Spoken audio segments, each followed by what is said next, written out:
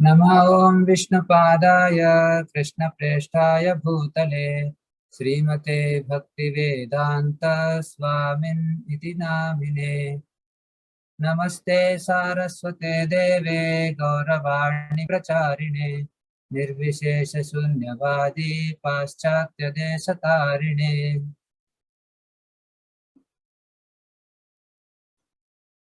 वागीशा यस्य वदने लक्ष्मीर्यस्य च वक्षसि यस्यास्ते हृदये संवित् तं नृसिंहमहं भजे। एकेन चक्रमपरेण करेण शङ्खम् अन्येन सिन्धुतनयामवलम्ब्य तिष्ठन् वामेतरेण वरदाभयपद्मचिह्नम् लक्ष्मी नृसिंह मम देहि करावलम्बम्। उग्रं वीरं महाविष्णुं ज्वलन्तं सर्वतोमुखं नृसिंहं भीषणं भद्रं मृत्योर्मृत्युं नमाम्यहम्। प्रह्लाद नारद पराशर पुण्डरीका व्यासादि भागवत पुंगव हृन्निभासा भक्तानुरक्त परिपालन पारिजाता लक्ष्मी नृसिंह मम देहि करावलम्बम्।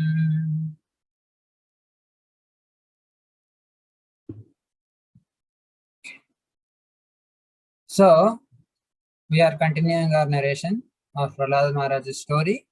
We have discussed till now the preface, which consists of the first 4 chapters of the story of Jaya Vijaya, killing of Hiranyaksha, and the torture by Hiranyakashipu, and then Hiranyakashipu's austerities and his how he got benedictions from Brahma, and the birth of Prahlad Maharaj.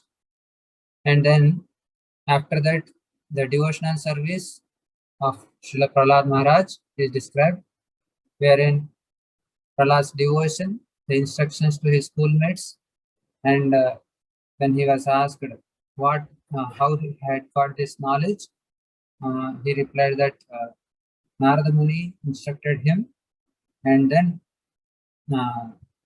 what he received in the womb, that is Narada's instructions to Prahlad Maharaj, consists of the devotional service part. And then we came to the section where Lord Nrsimhadev appears to protect Prahlad Maharaj. So the appearance of Lord Nrsimhadev has been discussed.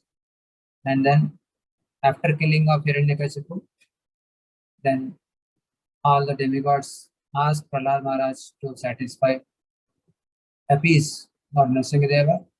So Prahlad Maharaj has appeased Lord Nrsimhadeva. So Nrsimhadev told, I am pleased with you.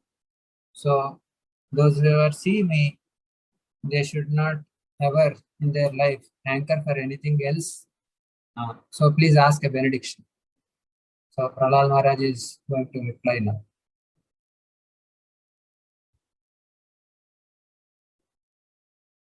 So we will not be discussing the summary now. We will discuss tomorrow.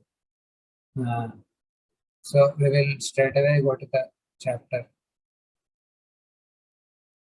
Sri Narada Uvacha Bhakti Yogasya Tatsarvam Antarayataya Ardhakaha Manyamano Hrishikesham Smayamana Uvachaha.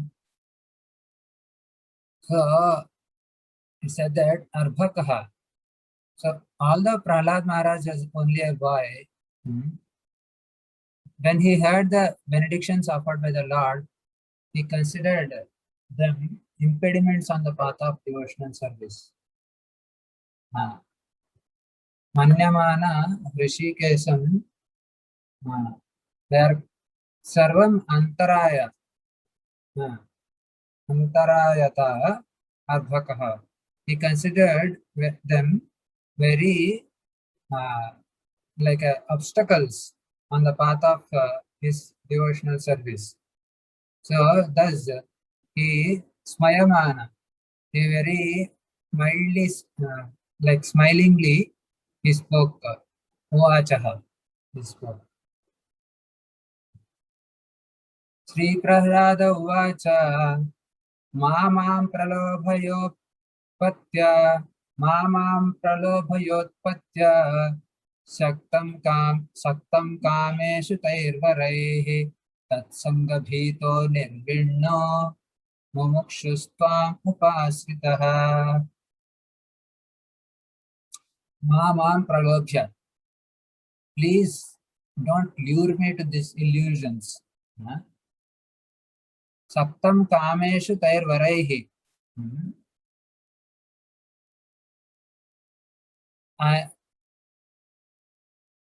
Saptam Kameshu Tairvaraihi. I am naturally attached to a material enjoyment.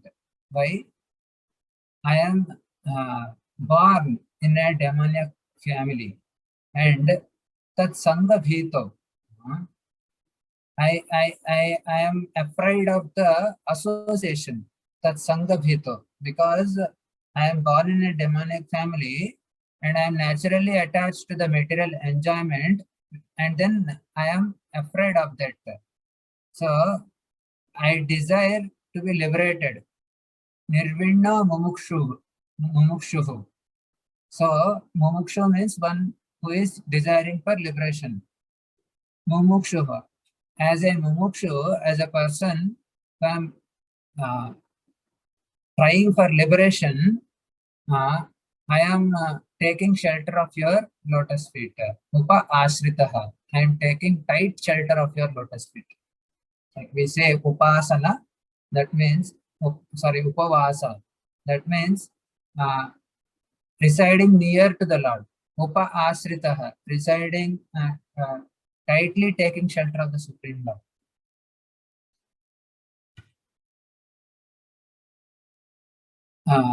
Now he is telling the nature, how the nature of a servant should be. Nritya lakshana jignasur bhaktam kameshvachodayat bhavan samsara bijeshu hridaya grandhishu prabho. Saying bijeshu. What is that bija? Kama bija. Because of the seed of lusty desires, which is the root cause of material existence. Samsara bijeshu, kameshu. Where is that bija? Hridaya grandhishu. It is in the heart of everyone. So because of that, because the seed of enjoyment, material enjoyment, resides in the heart of every living entity, Vritya Lakshana Jignasuhu Bhaktam.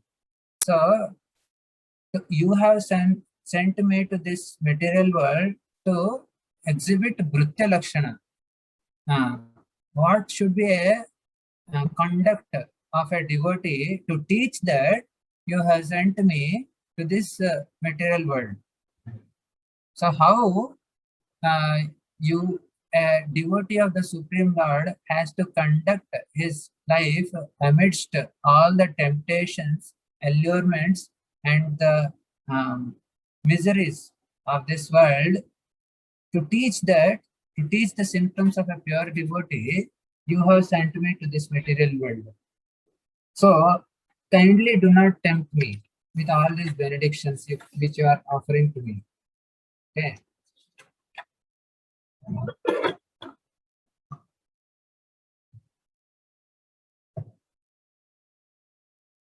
So this is intended. This actually the whole pastime, and especially Lord Nrsingadeva asking benedictions from Prahlad Maharaj, is actually to show the character of Prahlad Maharaj to the whole world. Srila Prabhupada is saying that when the Supreme Lord and his devotees come to this world, they don't have a material purpose, but they have their purpose is to teach by their practical example. The Lord Himself is telling, you are being sent to this world to teach the symptoms of a pure devotee.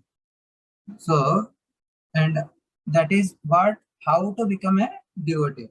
So therefore, we have Srila Prabhupada's books, and then the books about Srila Prabhupada. Otherwise, we don't know how to behave and how to understand the scriptures.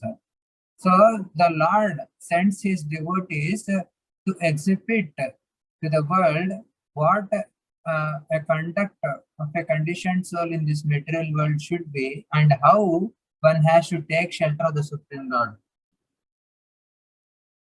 So this is what is being explained here.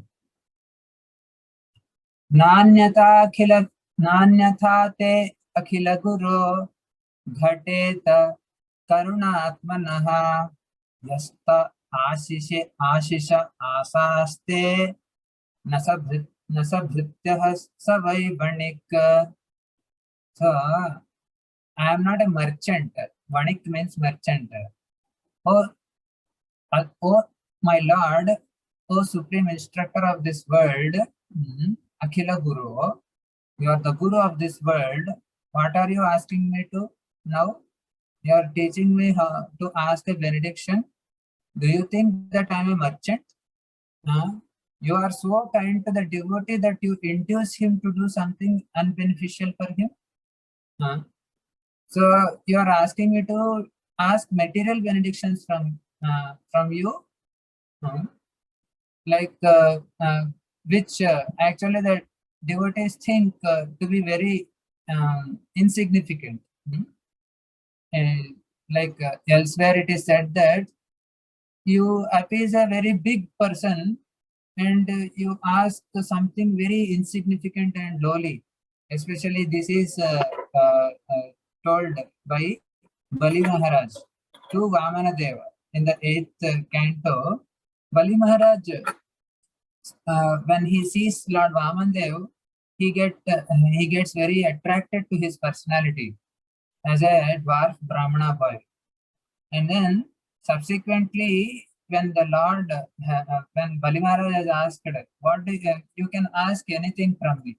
You want land, you want like nice clothes, or you want anything. You want good wives for you. You ask anything from me. Amandev says that I want only 3 steps of land measuring to my foot. So then Bali Maharaj says that, are you intelligent enough to ask something which is tangible? What will you get by measuring 3 steps of land? So he uses the same example here.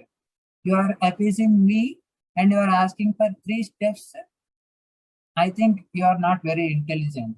So, but a devotee's perception is very different. So here Prahlad Maharaj is asking to Narsingadev. Narsingadev is telling, I can give you anything. Please ask. And but the devotee is telling, I have actually obtained you the fulfillment of all desires. And what is the use of other desires in front of you?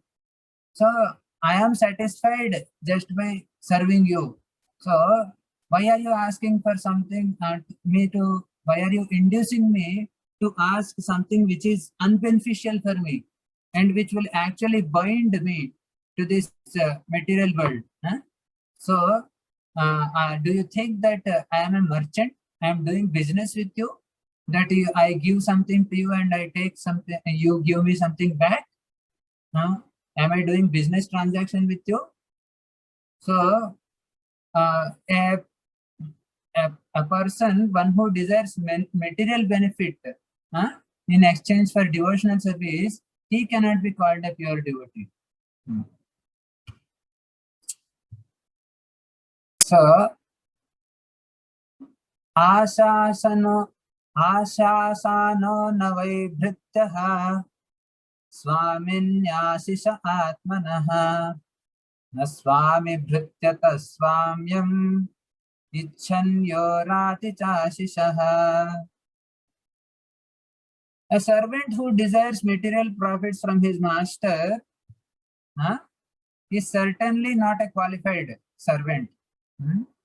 Ashasana na vai bhrityaha.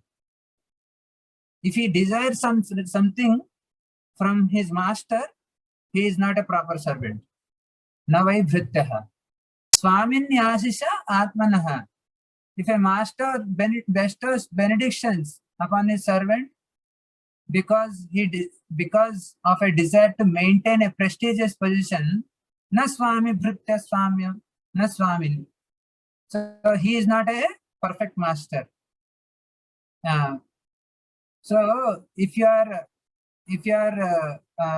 wanting to maintain a prestigious position by benedicting me, or if I am asking the profit, if I am worshipping you for material profit, then both of our positions are jeopardized. There is no point for us to say that we are master and servant. So that's what he's saying. So this is the difference between a pious devotee, a pious person, and a pure devotee. So unless one has a piety, one cannot approach the Supreme Lord. But the difference is, in a pious person has self-interest. Even a jnani has a self-interest. What is the self-interest? Of becoming liberated. He is, but so therefore, a jnani is considered to be a less than a pure devotee. Not he is less than a neophyte devotee also in one sense. Because, but Ardha, it is greater than Ardha. He is better than a karmi who is asking only for material enjoyment. A person who is attached to the Supreme Lord out of a desire for liberation, he is better than a person who is asking for material desires just to rot in this material world in the name of enjoyment. So, but when compared to a devotee, he is much lesser. So that is the difference between a pious person, asker of liberation, and asker of pure devotional service. That is the difference between karmi, jnani, and a bhakta. So this asking of material benedictions is the mentality of a karmi. So karmi, when we say the word, it is not to be derisive of a few people, but to understand the position of people in this material world in different grades. So a karmi, he conducts his activities in the purview of the Vedic instructions. So he is much better than a person who is transgressing the Vedic rules. However, when seen from the perspective of transcendence, from the perspective of what is the real goal of life, a karmi is considered to be lower, and even a jnani is considered to be lower compared to the bhakta, whose actual intention is to engage in his eternal constitutional position of being a servant of the Supreme Master, that is the Supreme Personality of Godhead. So, if a pure devotee, that is the meaning of a pure devotee. If he is desiring for something material, then he cannot be called as a pure devotee. Aham tvakamas tadbhaktas tvam cha swami anapashrayah na anyatheha vayor artha Rajasevakayoriva. So let our relationship be like a king to his servant. So you are the king and I am the servant. Rajasevakayor iva. Okay.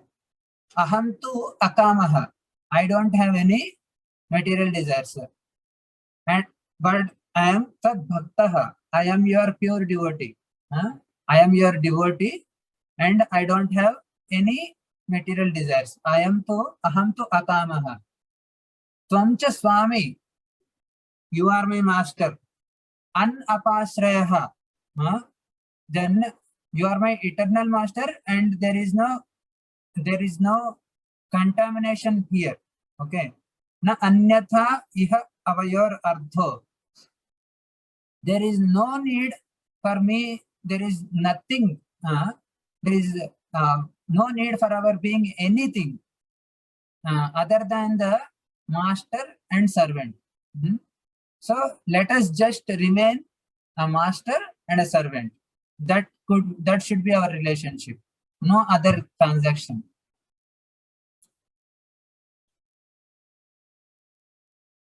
Now one may say that why can't someone surrender to Devata? Mhm. Why can't a Devata other than Supreme Lord Krishna or Vishnu incarnations be a master? A question may arise. Because the real master is the Supreme Personality of Godhead. So the Devatas, they try to keep their prestigious position, status quo intact. So they benedict whatever the worshipper wants. We saw so many examples. Hmm? So the Devatas, these all the materialistic people, the demons also, they approach the Devatas for want of so many benedictions. Hiranyakasipu, Ravana, all these people, they appease Brahma to get benedictions. They know that if they go to Vishnu, they may or may not get. So they are intelligent enough not to go to Vishnu. They will go only to, in fact, they are averse of Vishnu. And even if they are not averse of Vishnu, people prefer either to go to Brahma or Lord Shiva, because Lord Shiva is Ashutosh. He will easily pleased. He will give whatever anyone want. And and other devatas also, if you worship them, they will give, as Krishna says in Bhagavad Gita, the to get immediate fruitive results, people with lack of true knowledge or less intelligence, they approach the devatas for fulfillment of desires. But they indirectly worship the Supreme Lord only. However, they are considered not so intelligent. Hmm? So, like Vrukasura, this demon, he had a very dangerous desire. What he had a destructive mentality. He says that to become the controller, he want to kill anyone. So when the way he pleased Lord Shiva was, he was cutting off all the limbs of his body, and then he want to cut off his body, cut off his head also. So when he was about to actually sacrifice his head in the fire, so then Lord Shiva came. Stop now. What do you want? So he said that whosoever head I place my hand, it should burst into pieces. Lord Shiva said, what is this kind of benediction? Okay, tathastu. And then he wanted to actually try his hand on Vishnu himself, sorry, Lord Shiva himself. So now Shiva came into a trouble by benedicting something without even understanding what could be the uh, repercussions of that. So Lord Vishnu has to come as a dwarf Brahmana boy. He tricked Vrukasura. He told that, oh, you think you are a fool. He spoke very enchantingly. He said to Vrukasura, you are a fool. You think that whatever Lord Shiva gives benediction, it will be fulfilled or what? If you try to put your head on anyone, and if this benediction doesn't work, then you will be proved a fool in front of everyone. So then this Vrukasura said, how do I know now? He said, put this hand on your head first and then check what will happen. So Lord speaks so enchantingly. He made him put his hand on his own head, and thereby he was vanquished himself. So material benedictions offered by the demigods are like that. So because they don't have discrimination. So that is the thing.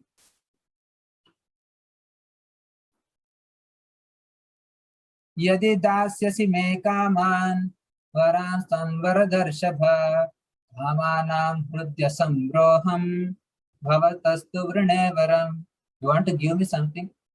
Sir, here what I want to ask.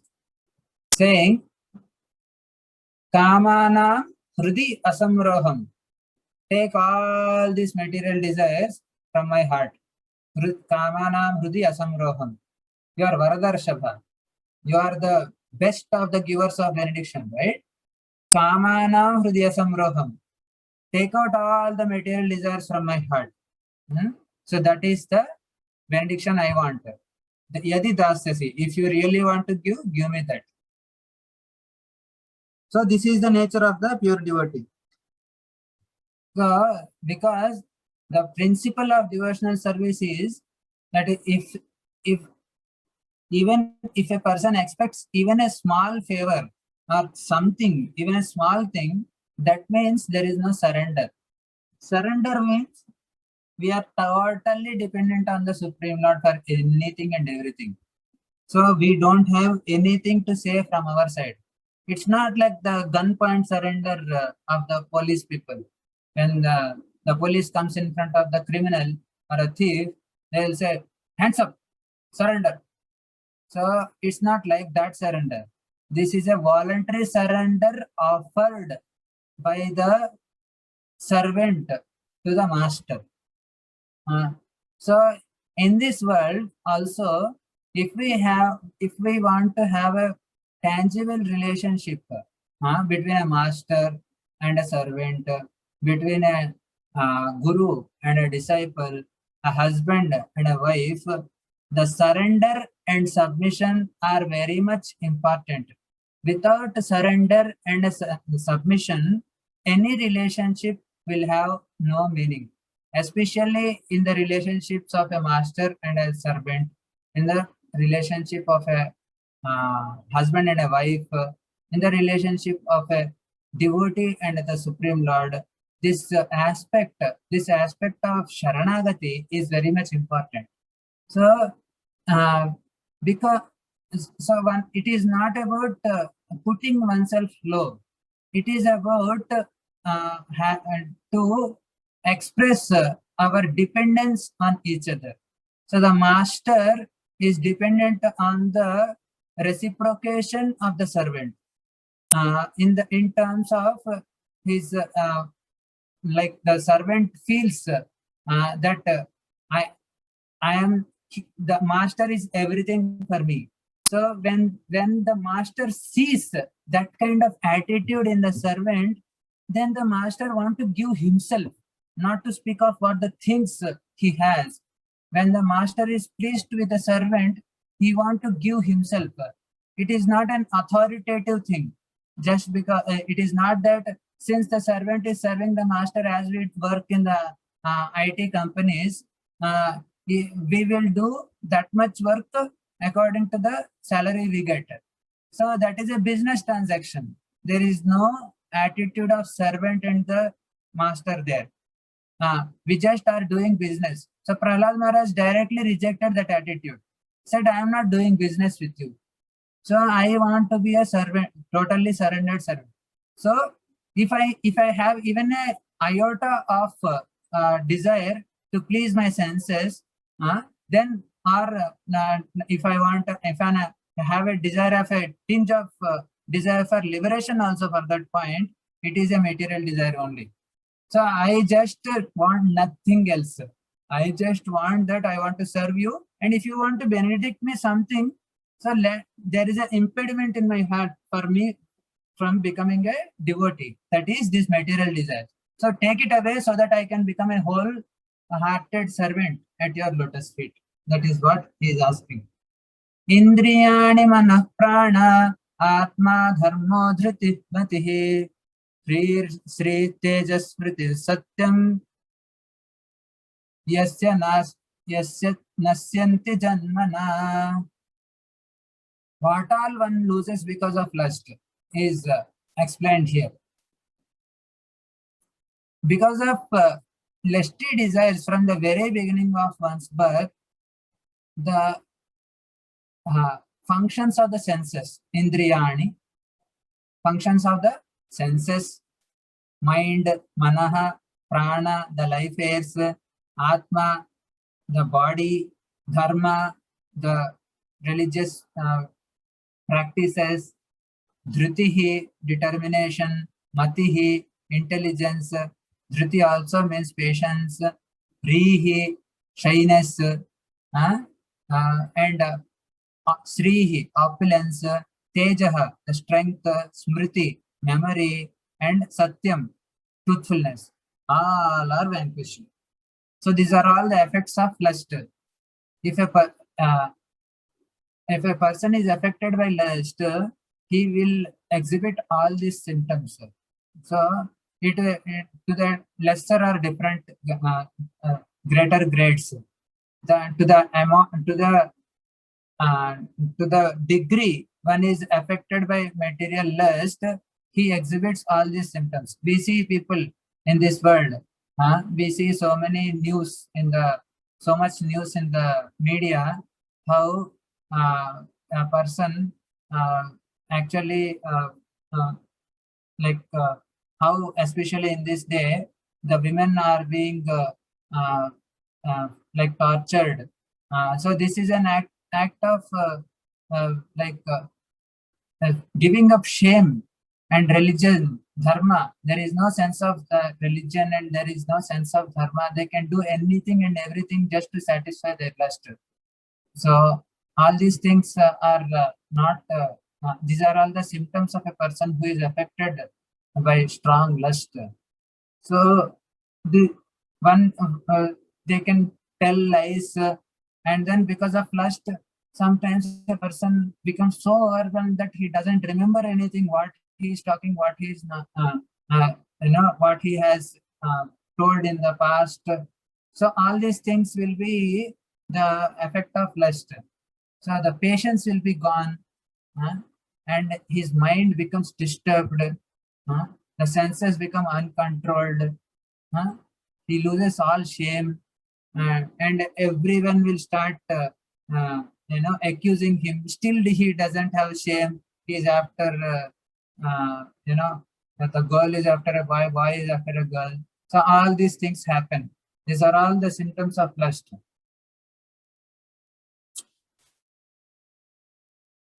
Vimanchati yada kaman manavo manasi sthitan tarhyeva pundarikaksha bhagavatvaya kalpate.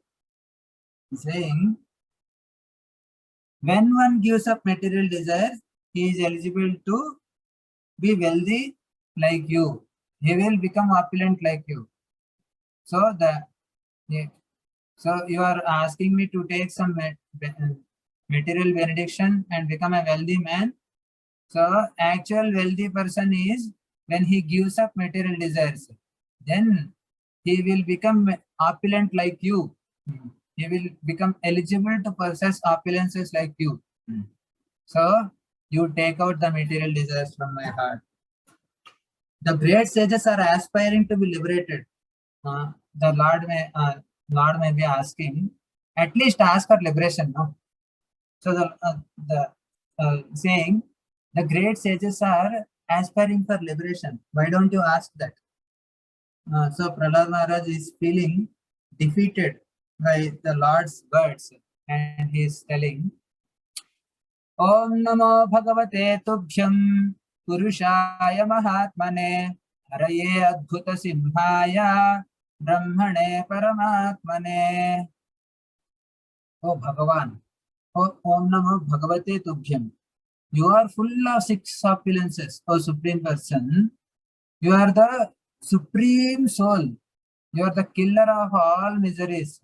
And you are the Supreme Person in the form of Narahari, form of lion and man.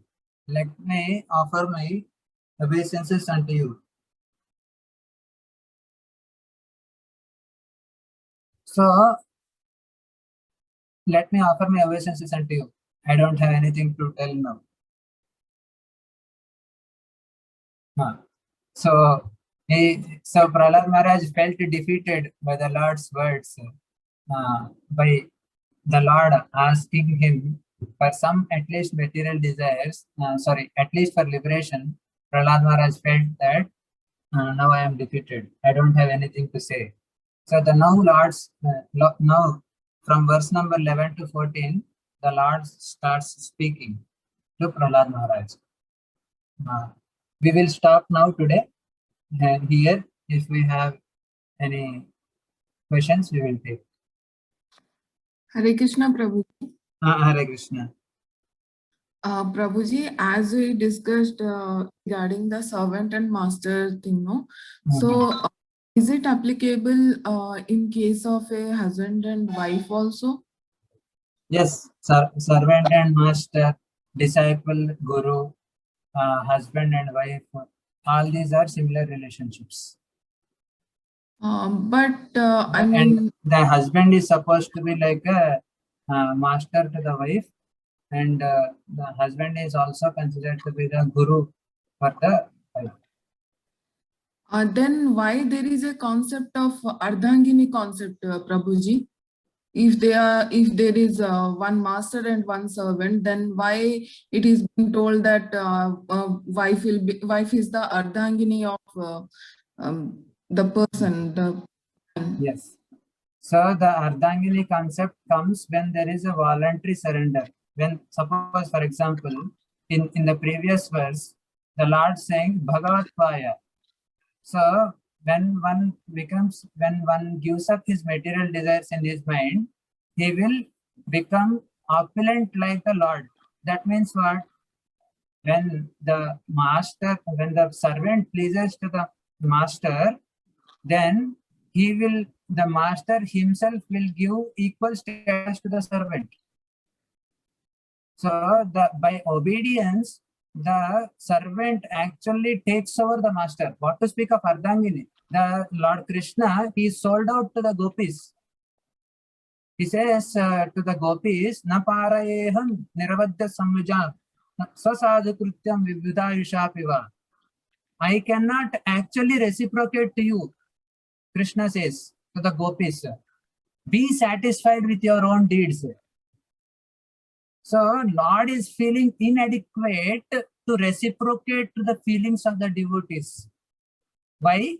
The devotees have sold out themselves to the Supreme Lord so much so that the Lord has a feeling that I can never reciprocate to them. I don't have anything in my possession by being the creator to give something to reciprocate to them. So that is the mood of the master. There is a mutual feeling of dependence. When there is a mutual feeling of dependence, how is the master dependent on the servant? The master is dependent on the loving reciprocation of the servant, and the servant is dependent on the master to serve as in a wholehearted capacity and give everything of his to the master. So both of them actually want to give everything of theirs to each other. So, but the master is in a position where he is on the higher level.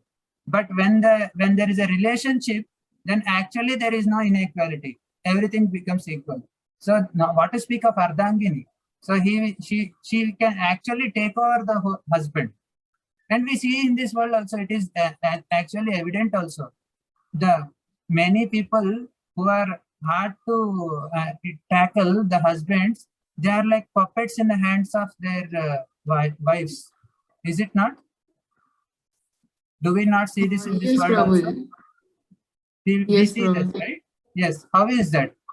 The technique is that if a servant wants, actually it is not a material, it should not be applied materially, but the actual way of conquering or the master or a husband or a guru is through submissive surrender, not through absurd inquiry or challenging the authority.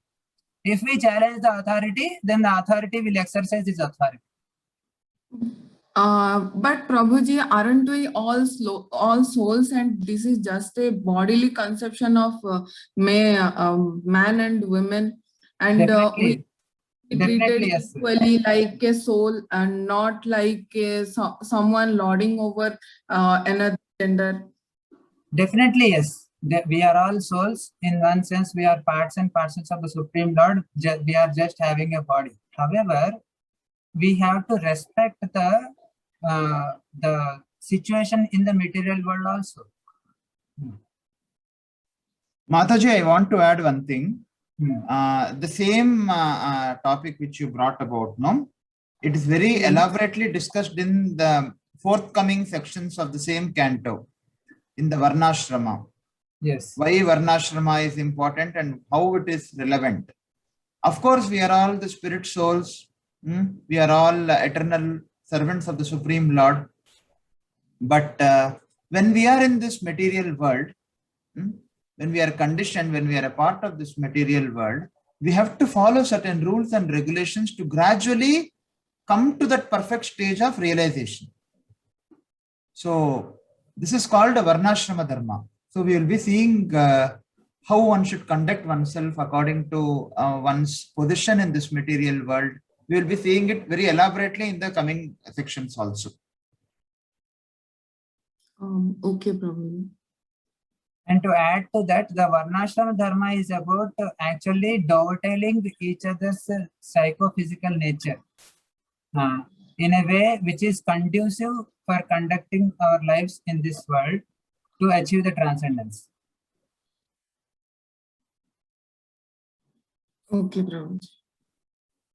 Anything else? We have one question in the chat, Prabhu. Yeah. Yes. Mataji is asking, should we never ask for material desires from Lord in any case? Ideally speaking, no. Prabhu, you can answer. Sorry. Yeah, I can answer, Prabhu. Ideally speaking, no. But if at all we have any material desire, it is better to go to the Supreme Lord than to go to any other demigods. Now, one may ask why. Whatever in Bhagavad Gita, it is told very clearly, whatever benedictions are actually bestowed by the demigod, they are also bestowed only because the Supreme Lord is sanctioning. Otherwise, the demigods also cannot bestow any of these material desires. And secondly, see, it is like this.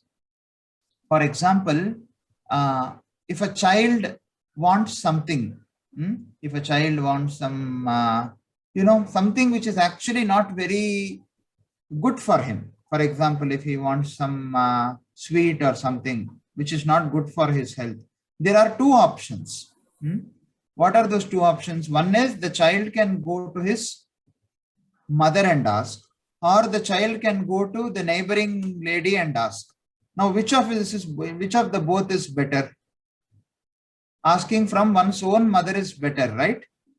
Even if there are some desires for the child, better to ask from one's own mother than to ask from anybody else. So this indicates that the child definitely has a dependency and definitely has a faith that the mother will provide whatever the child requires. So in either case, so that there is a very famous verse in Srimad Bhagavatam, Akama Sarvakamo va Moksha Kama Udaradi. Tivrena Bhakti Yogena Yajeta Purusham Param.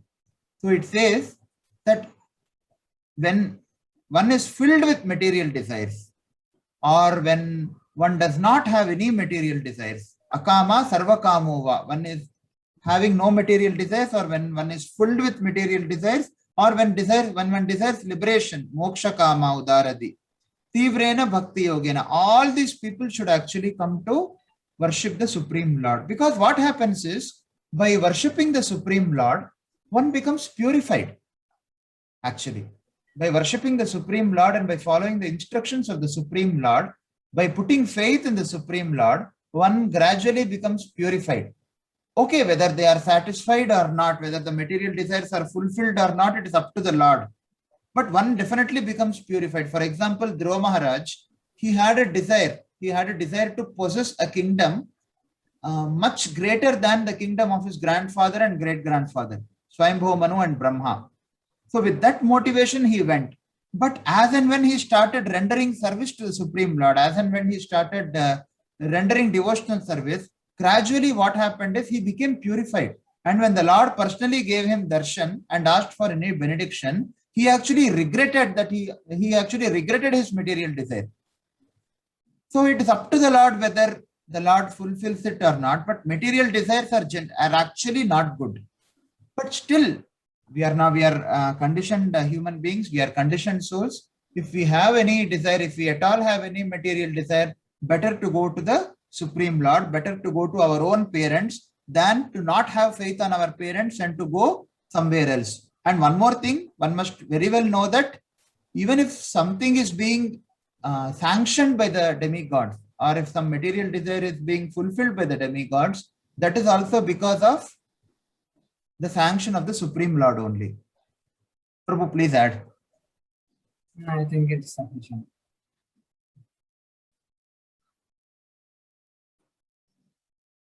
Hare Krishna, we as servants of Krishna should not ask anything in return. But can't we ask to make ourselves strong to face this material world and to remove our anarthas from us?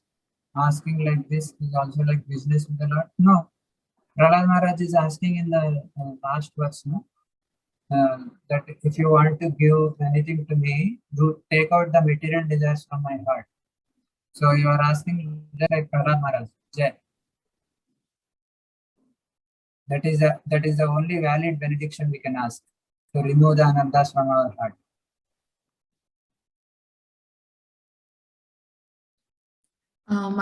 Prabhuji, one small question. If wives are the, I mean, they are the servant and husbands are the master. Sorry, can your voice is breaking, Prabhuji. Can you repeat? Then why must they? Your voice. Prabhuji, Yeah, can you hear? Yeah. So when wife is the servant and husband is the master, then why Lord him gave so much importance to their concerts?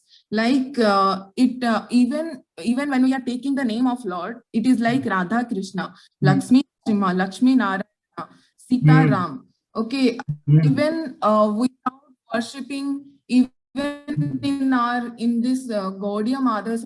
So we are worshipping Radha Maya.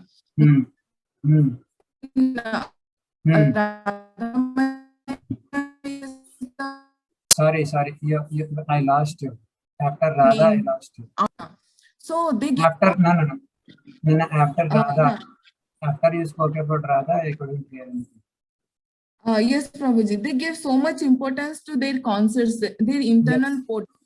Then, but why this concept came like husband is the and wife is the servant of them? You are very right. Actually, when there is a perfect reciprocation between a husband and wife, according to their position, actually the servants take over the this thing, the position. Actually, you are right. We address the Lord as with his energy first, with his consort first. Lakshmi Narasimha, Sita Ram, Radha Krishna, not Krishna Radha. Radha Krishna seems more pleasant to hear. It is you are absolutely right. But you see the lives of those people who we just have talked about. How did Mother Lakshmi conquer the Supreme Lord? What is the picture of Lakshmi we see always? She is always massaging the lotus feet of the Supreme Lord, right? And yes, you talk about Radha Krishna. Radha is considered to be the most Vama Swabhava. She will never speak up in front of Krishna. But there are times where Radha gets angry and Lord puts his head under her feet also. So when there is a submissive surrender, then the Lord feels that he actually has surrendered to the devotee. that is what happens when, see, in this world, we see that because of our perverted experience and perverted understanding of the relationships, we think one is lower and one is higher. The Lord and his consort are one and the same in one aspect and different in another aspect. It is like the Shakti and the Shaktiman. It's like the engine and the car. So the car cannot run without the engine, right? So car means it will come with the engine. So the Shakti, the Shaktiman means Shakti is also included in that. So the driving force behind the husband is a wife. So without the wife, there is no meaning for a husband. And the vice versa is also true. Without the husband, there is no meaning for a wife. So if there is a healthy understanding of this concept, then there is nothing like higher and lower. When it becomes to that, when we understand that concept, then we don't talk about whether this one is higher or lower. It just becomes like a code of conduct. That's all. How to conduct our lives. Yes, that means the expectation from both the sides will be same only. So both If of we them. start from there, then each of the persons will talk about rules. We have to first of all understand the concept of husband and wife. Husband is superior to wife and wife is subordinate, or a guru is subordinate to the guru is higher and Sishya is lower. If we start from there, then when the relationship matures like a fruit, then there is no distinction. But if without even heading into that relationship, one talks about the rights, then the master also, each of them will only debate about each other's rights. Anything anyone wants to add, Kranti Prabhu or Sushant Prabhu? No, Prabhu. Yeah. So it should start from the understanding of the relationship. See, Mataji, the world is not so difficult to understand. The concepts are not difficult to understand. If we have an like a open mind, we can accept things. When we go to the company, we don't ask our boss why you are in a greater position. But when we try to please our boss, when our boss is pleased, he can give anything to us, is it not?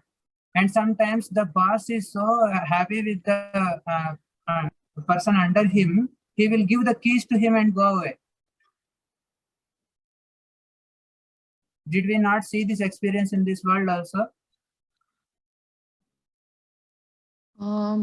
Yes, Prabhuji, but and so many times the masters, they just leave the keys of the key along with all the articles in the house with the servants and go away. I have seen this personally. Yes, Prabhuji, but in case of master and servant or guru and disciple, there will be many.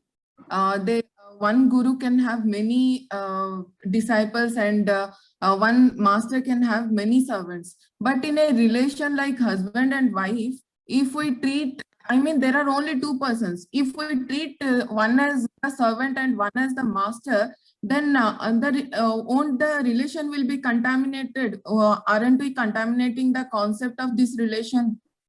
In all the relationships which you have talked about, there is higher and lower definitely.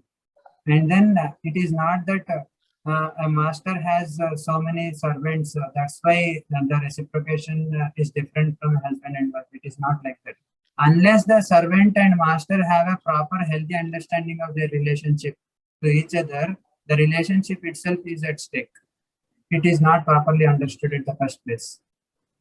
So a servant should uncontaminatedly think about his master to be the only person who can rescue him. Then only the master can reciprocate to the servant properly. There can be many servants, as you said. Then, but who will the master be pleased with? The servant who expresses more dependence upon the master. Is it not our experience in this world? Yes, Sorry, right. See, there can be 10 servants to a master. Yes, yes. So out of 10 servants, who will be the most dear to the master? Who is the most submissive one, right? Yes, yes, correct. Yeah. So it applies everywhere. So then, Prabhuji, is there no significance of husband and wife relation other than master and servant? So then, why this marriage concept is there rather than having a servant is fine? See, every relationship has a specific purpose. We are not talking about only servitorship between the husband and wife. Servitorship between a husband and wife is only one aspect of the relationship in the husband and wife. So, like we have 5 primary rasas, like Santa, Dasya, Sakhya, Vatsalya, and Madhurya. So, when we talk about a relationship between a husband and wife, it is on the similar to Madhurya level. That means what? Conjugal relationship. But if I ask you a question, a husband, are you married, Mataji? No, Prabhuji. Okay. If we see our mother, for example, a mother do we see instances in our family when our mother actually advises our father? Yes, Yes, Prabhuji. right. So who can advise a person? A friend, right? Yes. Now, do we see instances in our life where the mother serves the father every day, right? Yes. Servant and master. Then Santa, Dasya, Sakhya, Vatsalya. Is there any instances where our mother actually serves the father, the husband like a mother, feeding him? Yes, when he is sick or anything. Not sick. Who gives food before the marriage? Mother, right? Every day she is giving Yes. food. So is she Yes. not taking the position of a mother? She is. So Yes. when there is a so the lower things are already included in the higher thing. They are not negated. So when we are talking about a servant and master relationship between a husband and a wife, it is one aspect of the relationship. But there are other aspects of the relationship which are included. The wife is already given the equal status in the husband's life, being an advisor. A wife can advise on the level of a friend also. So the equality aspect is already included in the the relationship between a husband and a wife. Okay, Prabhuji. Even we see the instances like a father is, when mother is sick also, or when their wife is sick, the husband take care of them, and even without speaking any word, they understand the intention of it. Exactly. So, yeah. So that is perfection. That is perfection. Yeah. Because the mother has accepted the father as her servant and she served in so many capacities, then the master also becomes so much subordinate that he will do much more. So there should be a healthy handshake. It is not a challenge as we are perceiving it to be. Okay, there is no misunderstanding or there is no higher and lower in one sense. It is just how we perceive the relationship. Yes, Prabhuji. Yeah. Yeah, thank you. Hare Krishna, Mataji. Yes, Prabhuji. Yeah, so I just want to add something, Shamsundar Prabhu. Yes. See, firstly, we are all parts and parcels of the Supreme Lord. And because we decide to enjoy separately from the Lord, because we are rebellious of the Supreme Lord, that is why we have come to this material world. Do you agree, Mataji? Yes, Prabhuji. Yes. So when we come to this material world, we have a subtle body and a gross body. Do you agree for this? Yes. Okay, we are actually the spirit soul. Okay, we have nothing to do with the subtle and gross body. That is our spiritual identity. And but who can Yes. realize that? Who is in realized position of one spiritual identity? It is someone like Prahalad, who is a Mahabhagavata. He is a completely realized state of his spiritual identity. But in our stage, we are not yet in that. Maybe during a Bhagavatam class, we are in, somewhere we get that inspiration, but again, we are into our gross bodily and mental activities throughout the day, right? Yes, Prabhuji. So therefore, we are spirit soul. At the same time, we have a subtle body, and at the same time, we have a gross body also. And all these need, all these bodies, that is our soul, the subtle body, and the physical body, all of them need some kind of nourishment. Yes or no? See, when Yes, there are some yes. requirements, more than nourishment, I should say, the requirements. What is the requirement for spiritual body? The requirement for spiritual body is bhakti. But Yes. apart from that, because we are not completely in the realized platform of our spiritual identity, we need, even our subtle body and physical body has some requirements. Is it not? If I tell you, please do not drink even one drop of water, I am going to take Bhagavatam class till night today. What will you do, Mataji? Can I give a class like that, or can you hear a class like that? No, it is difficult.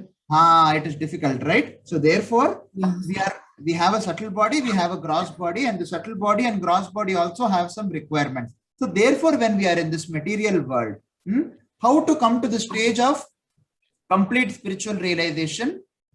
We cannot come just like that. Of course, we must definitely practice bhakti. That is why there is something called as varnashrama. So this varnashrama, this vivaha yajna, this vivaha or this marriage is actually called a samskara. It's a yajna, it's a samskara. It is a samskara which facilitates a man and a woman. They just cannot stay like that. They have to be married when they are, because they have some physical requirements, they have some emotional requirements. Yes or no? The purpose of, so these physical requirements and emotional requirements should be fulfilled in a way which is enjoined in the scriptures. Scriptures give rules and regulations for everything. If you have, of course, yes, now we have a material body, now we have a gross body, now we have a subtle body. How to fulfill these requirements also, there are many injunctions given in the scriptures. That is called varnashrama dharma. And what is the purpose of following these injunctions? What is the purpose of following these rules and regulations in order to fulfill the requirements of our gross body and subtle body, so that we gradually advance towards realizing ourselves. The goal is bhakti. But then again, these things are there, this marriage and everything is there because our physical body, our gross body, it needs, there are some requirements, and our emotional body also has some requirements. So an individual, okay, has all these requirements. Of course, he has spiritual requirements. This is the most important requirement. Other than that, he has some emotional requirement, right? We all need one emotionally, right? To be with. Yes. Which is not wrong. So that should be fulfilled in a particular way. So that is also provided in the scripture. That is a part of varnashrama dharma. Similarly, we are all having some kind of social requirement. We all want to be a part of this society. We want to have our identity. We want to earn something. Yes or no? Yes, Prabhuji. We want some, some kind of social status. Everybody desires. That's not wrong.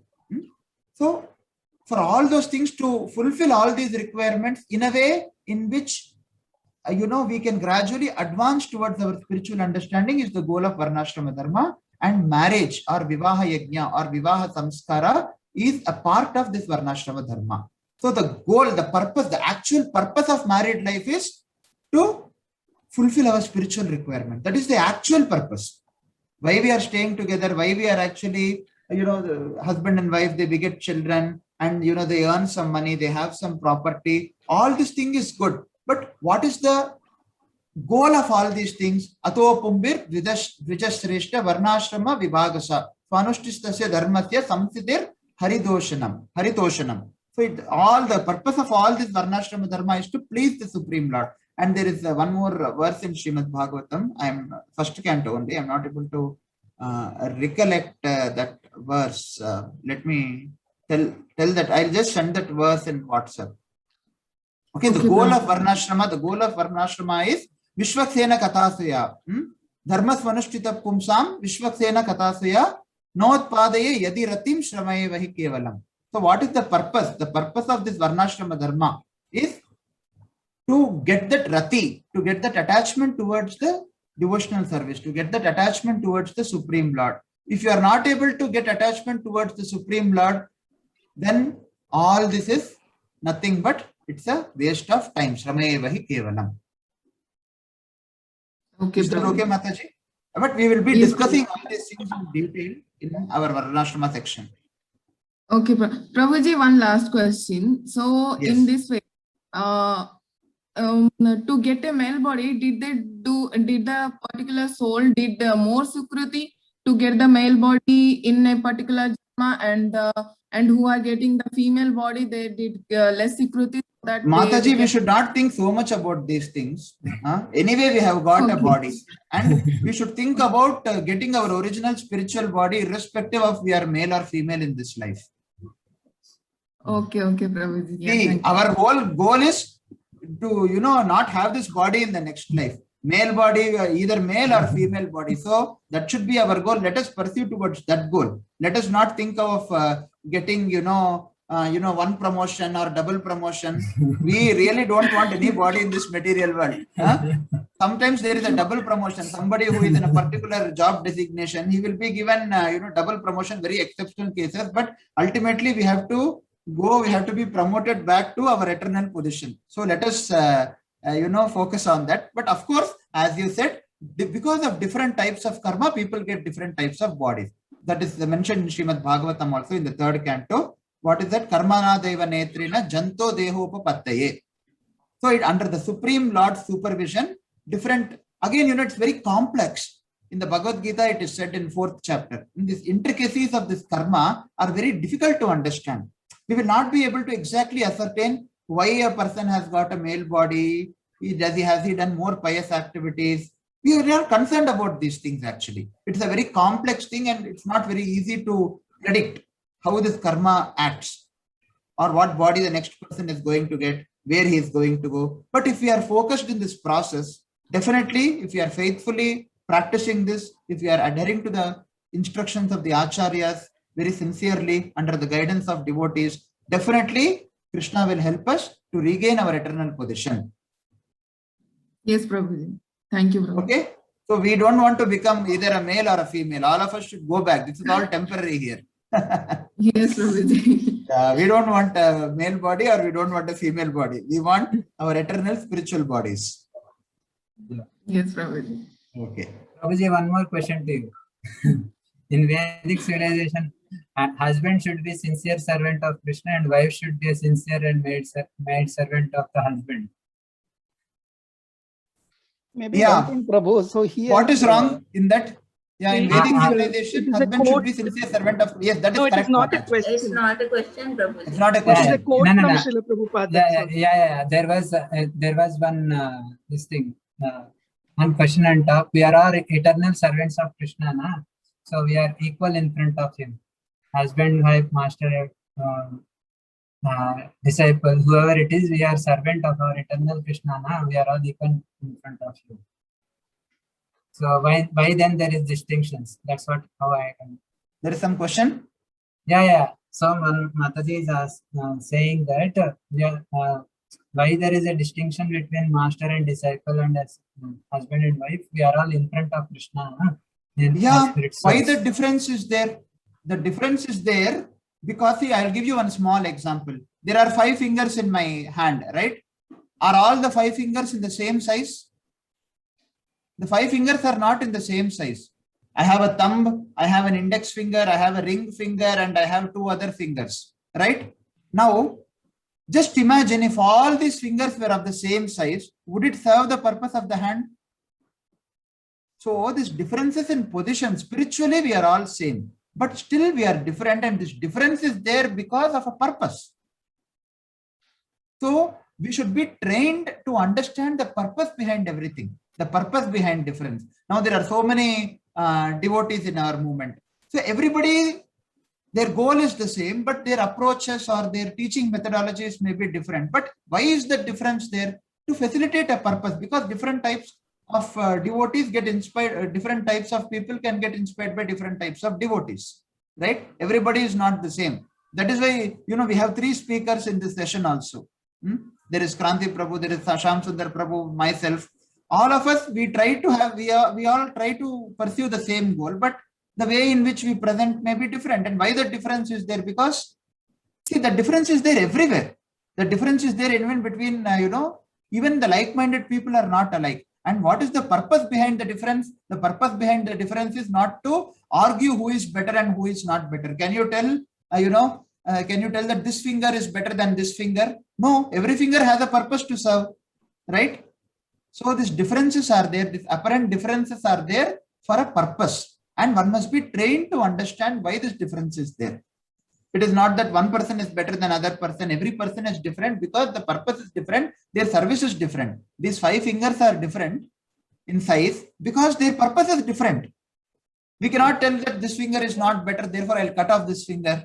No, this is the smallest finger. Our thumb may be the smallest in size. But can you tell that because this is the smallest, this doesn't have any purpose? Therefore, all the differences are there in order to accommodate a purpose. So one must always train oneself to understand what that common purpose is. What the common purpose. See, Lord's creation is so perfect actually. Lord's creation is so perfect that everything has a purpose. Everything has a purpose. Only the thing is, we have to train ourselves. We have to get the chakshu through Shastra. We should get the Shastra chakshu, and through bhakti, one must understand what is the purpose behind the Lord's creation.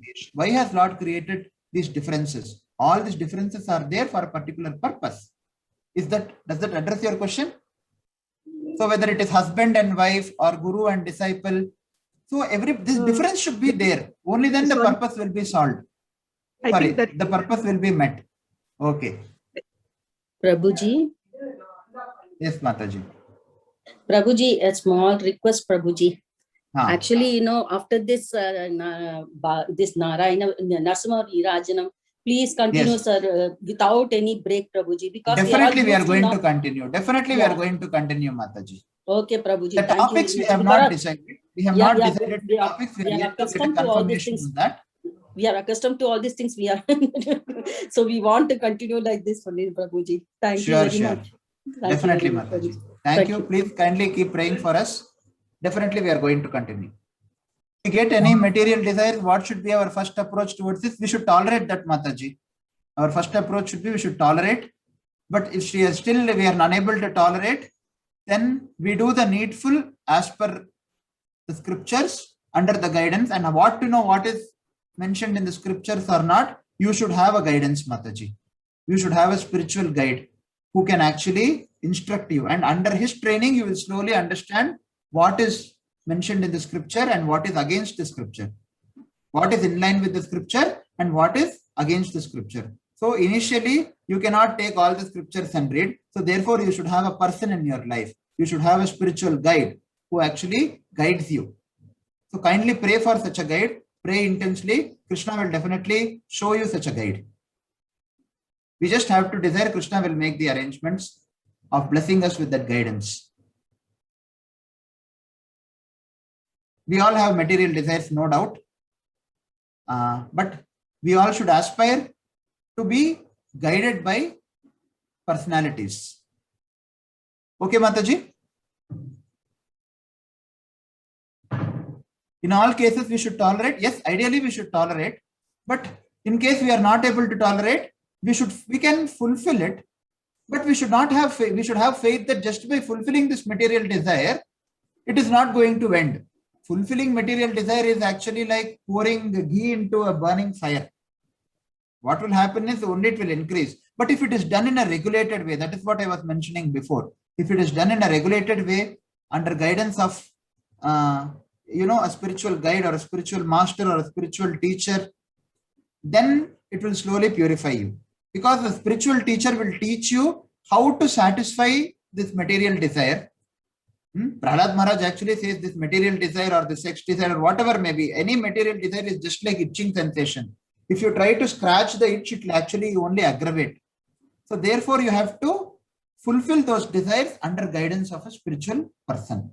Of course, Mataji also added, Anuradha Mataji said, you can dovetail your desires, but how to dovetail those desires? Only personalities can guide you. So please get in touch with Anuradha Mataji, or if you are already in touch, you can express your desires or whatever material desires you feel you have to her or to anyone whom you are comfortable with in your circle. Yeah, take instructions from Guru. Yes. Does Krishna really send some guide if you genuinely desire so? Yes, definitely he will send. Ye yathamam prapadyante. In fact, Krishna will definitely send all the help which is required for us to advance spiritually. You put one step towards the Lord, Lord will take 10 steps towards you. In fact, he is much more eager that you come back to him than we are. Yes, as Mataji said, all you have to do is to be sincere. Please continue your sincerity, and whatever is already blessed, please take help from that association, and whatever is required, Krishna will send. Ananyas chintayanto man yejanapar tesha nityabhiyuktanam yogakshemam vahamyaham. Krishna promises in Bhagavad Gita. You just be sincere. Ananyas chintayanto man. You perform unalloyed devotion towards the Supreme Lord. In whatever level you are, you be sincere and be unalloyed. Tesha nityabhiyuktanam. I will preserve what you have. I will preserve what you have. I will give you what you lack. So Krishna will fulfill all these desires. Okay. And there is if there is some delay involved in the process, Prabhuji, what to do? We have to be patient, Mataji. Krishna will test us. Krishna will test our patience. See, for example, Dhruva Maharaj had this desire. So immediately a spiritual master was arranged. He was very sincere. Although he had some material motivation in the beginning, he was very sincere. So therefore, Krishna arranged a spiritual master for guidance. Similarly, you see all the personalities. You see Parikshit Maharaj. Parikshit Maharaj was very, very sincere. He just renounced everything after he got cursed by Shringi. And then he left. And, there is no email or anything, right? Did Parikshit Maharaj send an email to Sukadeva Goswami that, I am coming to Ganges, please come and give a lecture on this topic? Or did he send a WhatsApp message? No. Krishna is there in everyone's heart as Paramatma. So Krishna will facilitate a genuine seeker and a genuine speaker, or a genuine disciple and a genuine spiritual master. So we should not sit and lament that no, you should not lament at all. You should be very enthusiastic. Even now you are getting spiritual guidance, right? You have so many devotees here. You have Anuradha Mataji, to be specific. You have somebody who can guide you spiritually. So you should take that association very sincerely, and you should be always enthusiastic. Very, very enthusiastic. When we are grateful, we become enthusiastic. So always cultivate the habit of being grateful to the devotees who are giving us Krishna consciousness. It's my personal experience, and automatically we will remain enthusiastic. Krishna will bless us. Okay, Prabhu, thank you. Thank you for your class. Yeah, Prabhu, we have crossed 7 o'clock, so we'll stop the discussion here. Yes, Prabhu, we can stop. Thank you all for such nice discussion. Hare Krishna. Hare Krishna.